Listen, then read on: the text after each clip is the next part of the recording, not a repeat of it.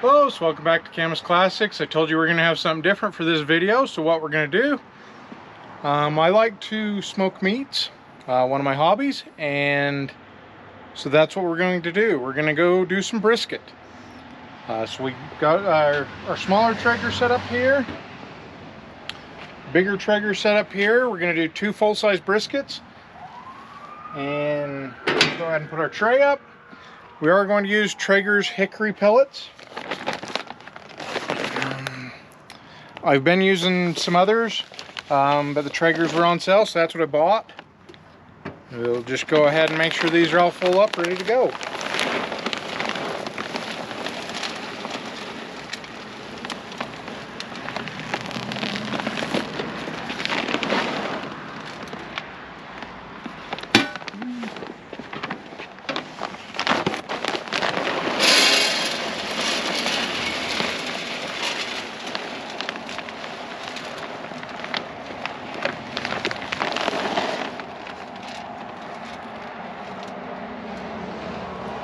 So I've been doing this a couple years,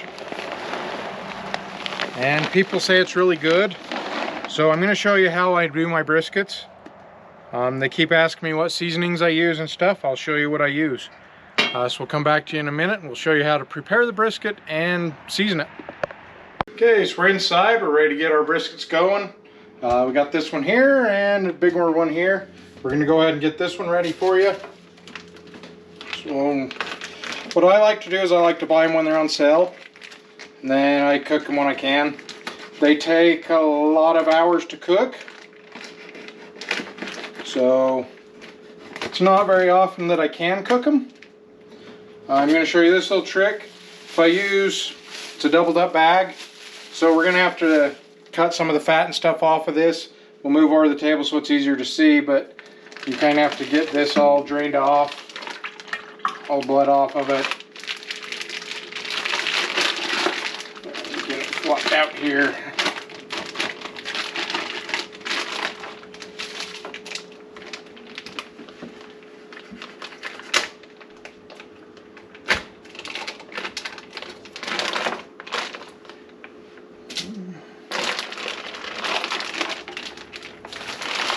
So I like to use this doubled up bag.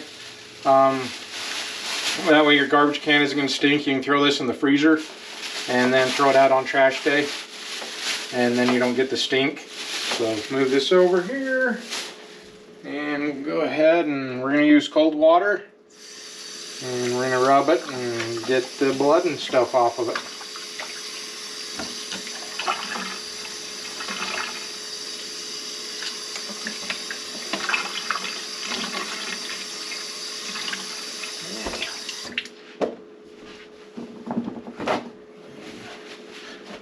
Dry.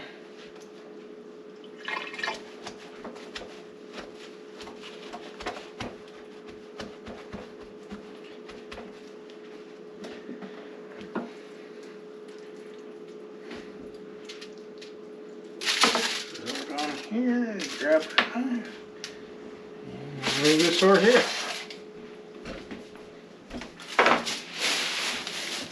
I'm going to wash my hands real quick, just so they're a little bit cleaner.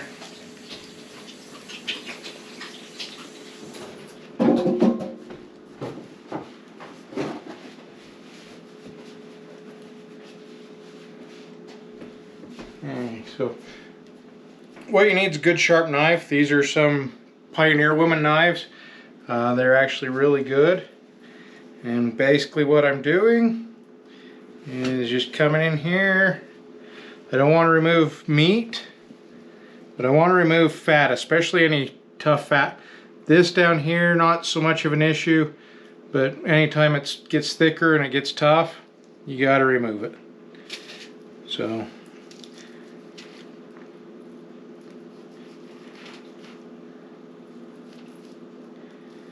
having a good sharp knife is going to help this.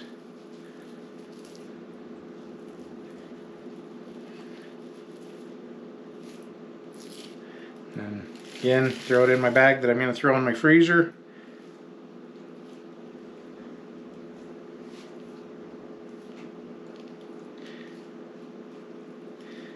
You are going to lose a little meat, but not enough that it's going to matter. But if you have a dull knife, this is a hard task to do.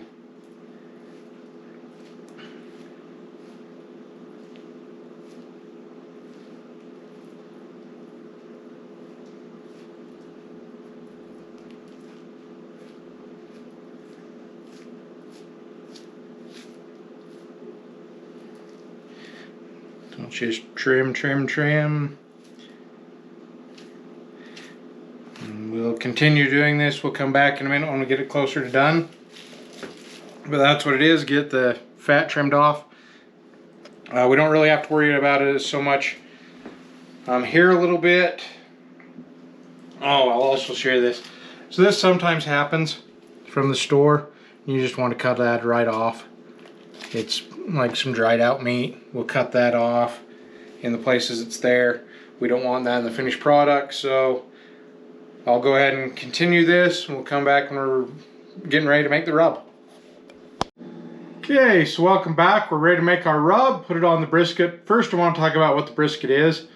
So the brisket is the front shoulder muscle of a cow. It's a very tough meat, which means it has to be cooked low and slow. So this is probably going to cook somewhere around 16 hours. I'll go into how we're going to cook it here in a little bit. But there's two parts to a brisket. There's the point and there's the flat. So you can buy the flat separate. So the point's kind of right here and it's separated by a chunk of fat. A lot of people refer to that as the money muscle. So that part gets very, very tender when it cooks. The flat's very tender as well. Like I said though, it's got to be low and slow. So let's hop into our rub. So rubs can be as many or as few ingredients as you want. I kind of like to go with what they call a traditional Texas rub, which is basically salt and pepper. So we're going to use, it's a butcher's blend, and it's kind of a coarse ground pepper. So it's 3 cups pepper and 3 cups of sea salt. Even mix.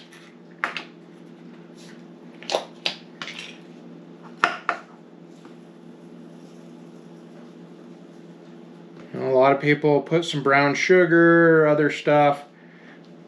I've found you don't need it. Let the meat work and speak for itself. Or it might actually even be a cup. That seems like an awful lot of rub. We're going to go with a cup. I'm trying to do it off memory. It might be a cup. So we're all going to use, it's a kosher flake sea salt.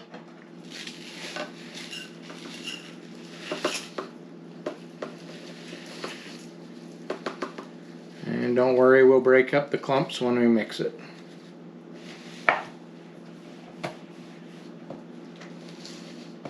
In fact, now I think about it, it's 1-1, 1-1.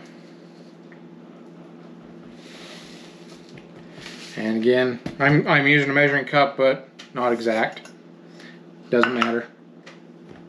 So next, onion powder.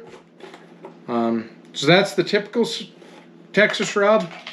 I like to add just a little bit, so we're going to add in 1 tablespoon of garlic powder or onion powder, and it's 1 tablespoon of garlic powder. So it's pretty much a Texas style, but I do add a little bit. And these don't add a lot of flavor, they just add a little.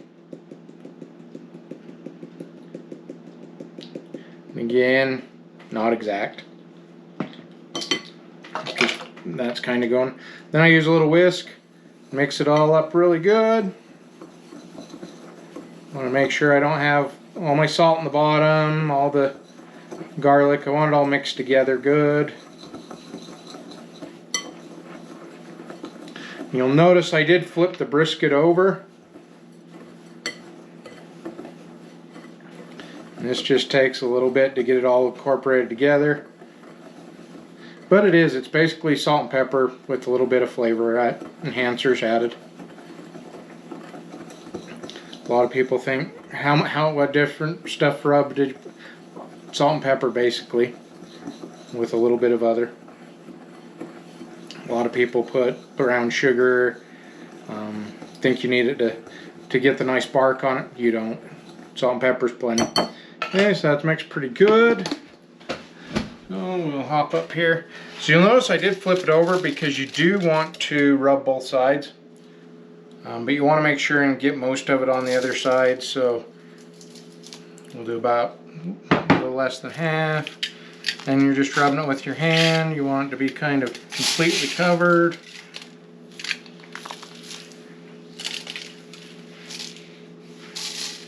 This side's not as important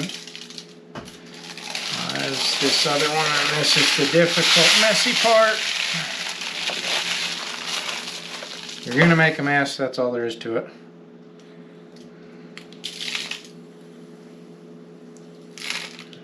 Do that. So this side, we do want to make sure we get good, even coverage. You want to rub it down the sides. Rub the whole thing all over, and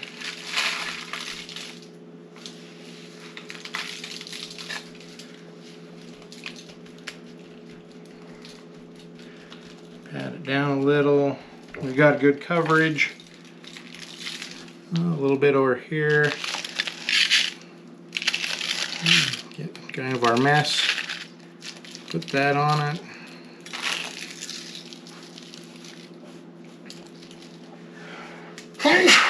Excuse me. Did that into my elbow so I don't get it all over my food.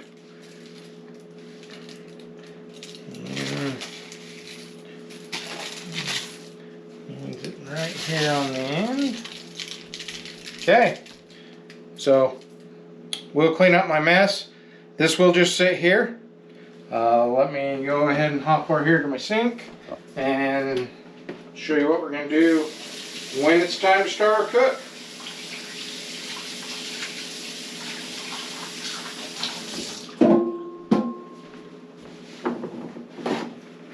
Okay, so we do start at 3 a.m. We're not going to film that just because nobody else is going to be up. I'll just jump up and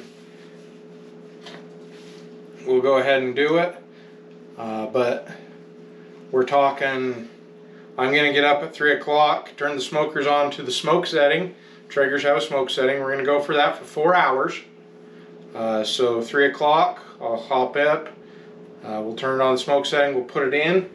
When I go to do that, we are going to use half of a can of beef broth on the 2 and inject it with our injector.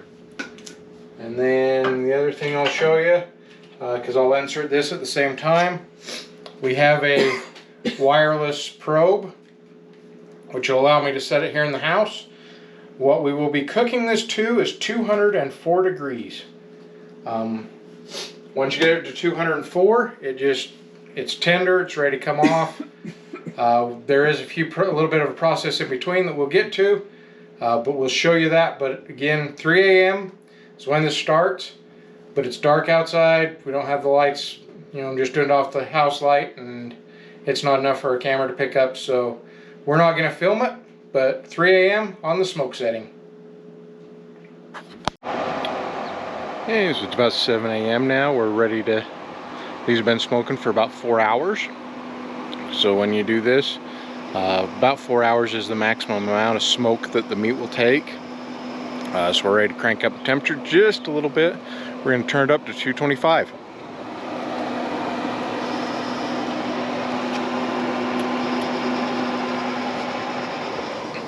So we'll let these go at 225, but we're going to start the next process, which we'll go ahead and show you a little bit.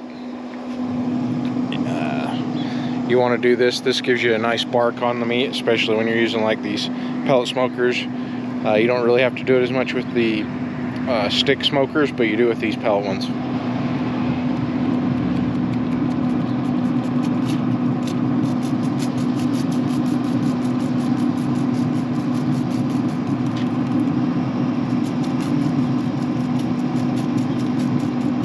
So what we're doing, we're just putting a little apple juice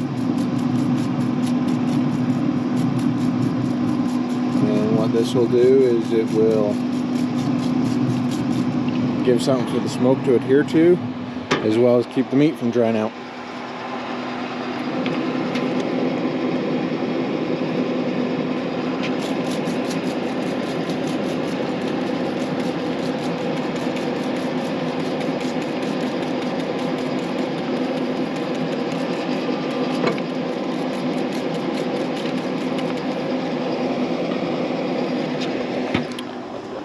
So we'll do that about every half hour until we get the good dark colored bark that we want on it.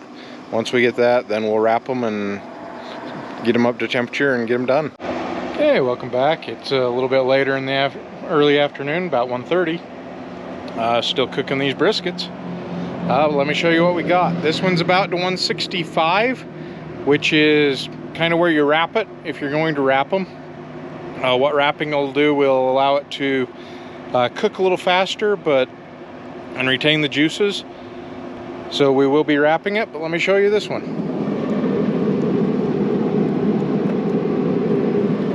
So as you can see, we're getting a nice bark on it. That one's about 5 pounds less.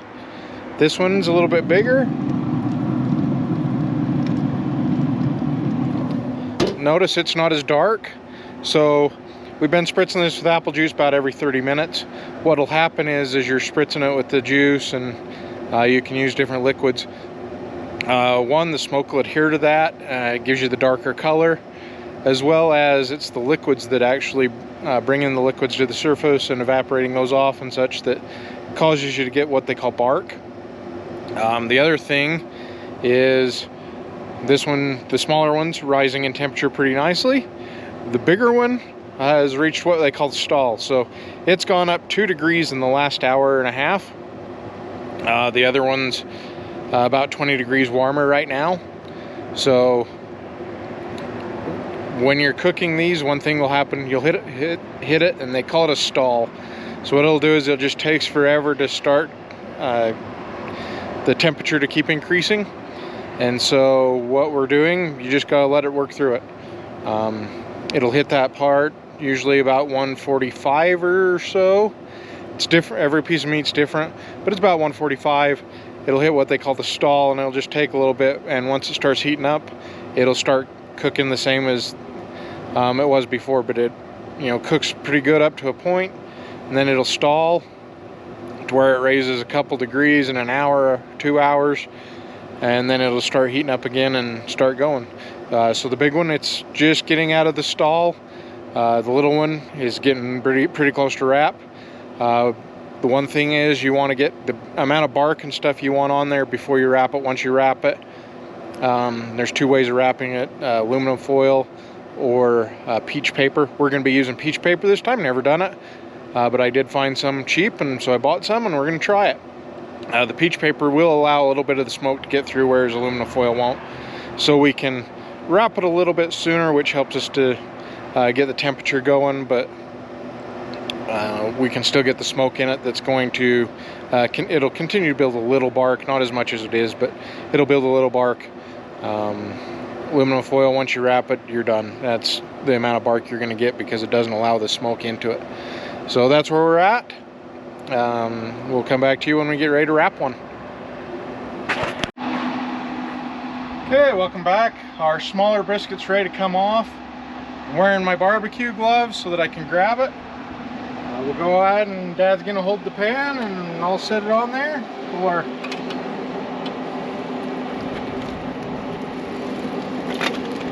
just take that right in and set it on the table. What we're going to do though, I'm going to turn the temperature up to 275. We'll go ahead and shut that so we can keep the temperature. But now that we've got it up, it doesn't make bark above 225 really, so that's why we keep it lower there. Once we wrap it, we're really not looking to make bark, we're looking to get it done. We're trying to get it to 204, so right now, when you look at beef is well done at 165, we're 167, so it's already cooked. But brisket, as I said, is a very tough meat, so you cook it up to about 204, and that way it'll get really tender. So we'll go in and we'll wrap it. So we have it in. As I said, we're going to wrap it in peach paper. So lift it over onto there. We can knock this little bit off and throw that away. Just throw it here on our pan, we'll dump it off. Don't want to put it on there, but we'll do that. So I'll just take these off, set them aside. So one thing we do want to do, again, I did this morning. Well, grab a cup. And I'm going to use a little bit more of our beef broth. And grab my injector. And this is just going to give it the remaining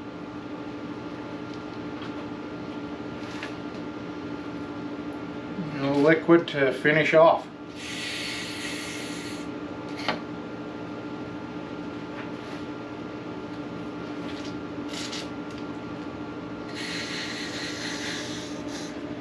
The reason I'm using a cup is you don't want to cross-contaminate by moving it from one brisket to the other, and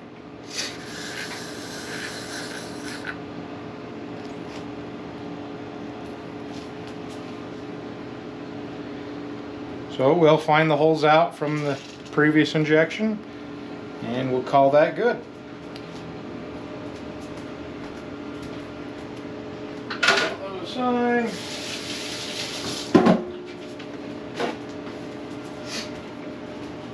Okay.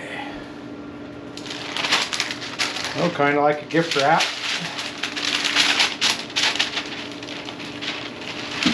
Grab some scissors.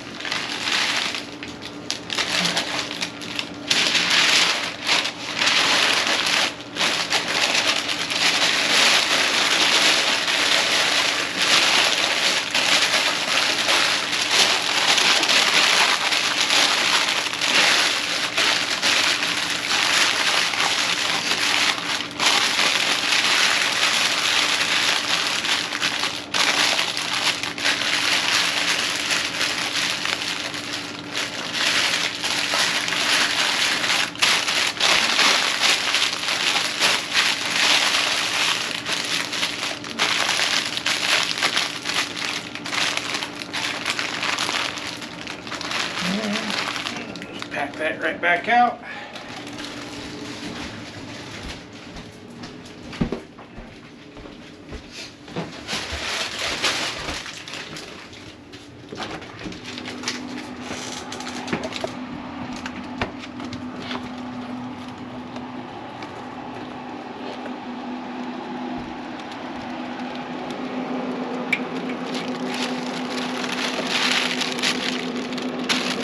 On there and just put our probe back in.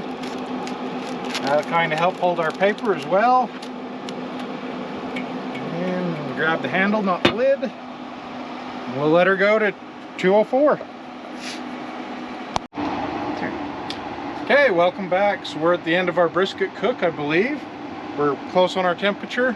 I'm gonna check it. So this is an instant read thermometer. I don't care about what the temperature is. What I want to do is I want to see if it's tender. So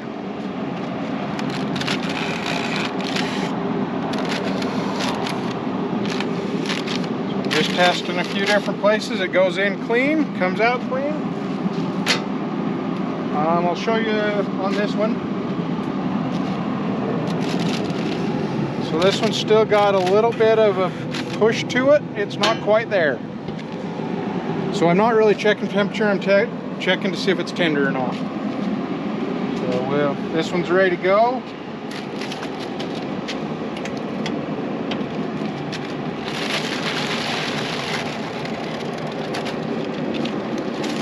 Be very careful, there's juices in the bottom. Okay. So this is how I clean it. Go ahead and you can take that in and set it on the table. So one of the most important things with smoking is you have to give it time to rest. So we're gonna let that sit for about an hour. But let me show you how I clean my Traeger. So I crank the temperature up to the highest setting, which is about 450 degrees. I'll go ahead and close that, let it run. I'll actually throw my gloves on and pull this out so that it can seal better.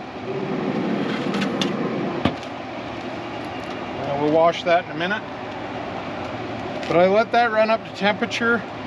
What that'll do is you can see there's some fat and stuff that was on here from the bottom of the brisket. When I cook it, I didn't tell you this, but I put it fat side down. So that'll allow me to get that basically charred, and then I can use just your simple basic wire barbecue scraper, clean that off, kick it to the shutdown mode, let it shutdown mode, and let it cool down. This one's probably another 15-20 minutes away. We'll let that one run, and then we'll pull it off when it's ready. We'll see you in about an hour. Welcome back. So we've got it in here, we've got it ready to go. My family prefers chopped versus sliced, so we're going to chop these again using a good sharp knife. Show you. I went ahead and cut off the fat off of the bottom. Got a nice smoke ring around there, and this is just kind of grab our other knife here, cut it into a few smaller spots.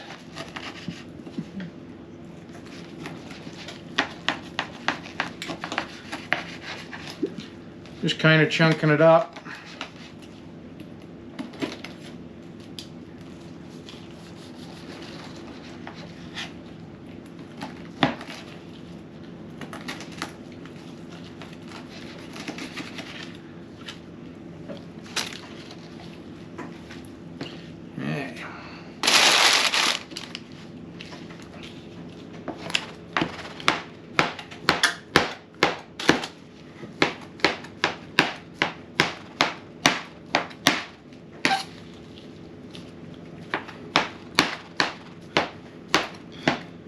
So chopped brisket is kind of like pulled pork. It's nice and easy to eat, like on a sandwich. And it's, you get the little flavor crunchies, that's what I like to call them, the bark. That's where all your flavor is. You kind of get that all mixed in together. We'll do that one. Let me grab a bag. So when I cook this, it takes forever, so I cook it for the winter. And we'll just take and put this in a bag.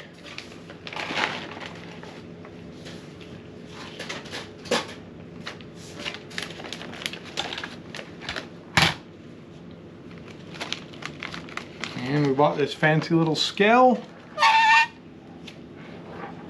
And we'll weigh it. And do a little more.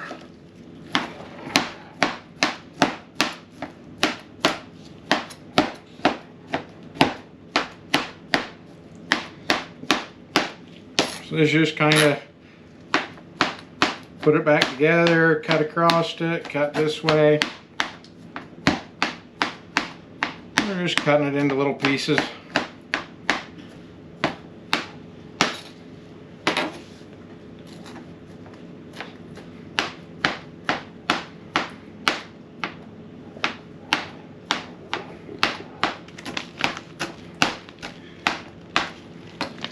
So we want about 8-ounce packages. That's about a half pound.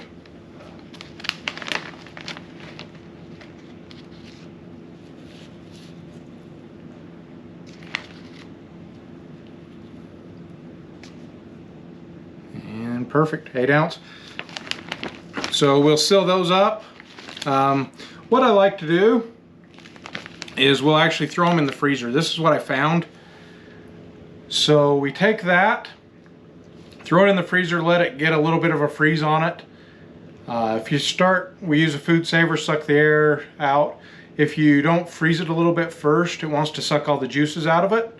But if you give it a little bit of a freeze first, kind of a flash freeze, and then run it through the food saver, then it keeps all the juices there, and it's just as good as right now when it's done. So we're just going to continue. We got 2 whole briskets to go. To bag up, get ready to go. We'll put it in the food saver bags, throw it in the freezer, let it freeze a little bit, and then we'll food saver it. But that's cooking a brisket. Thanks for watching. Like, share, and subscribe.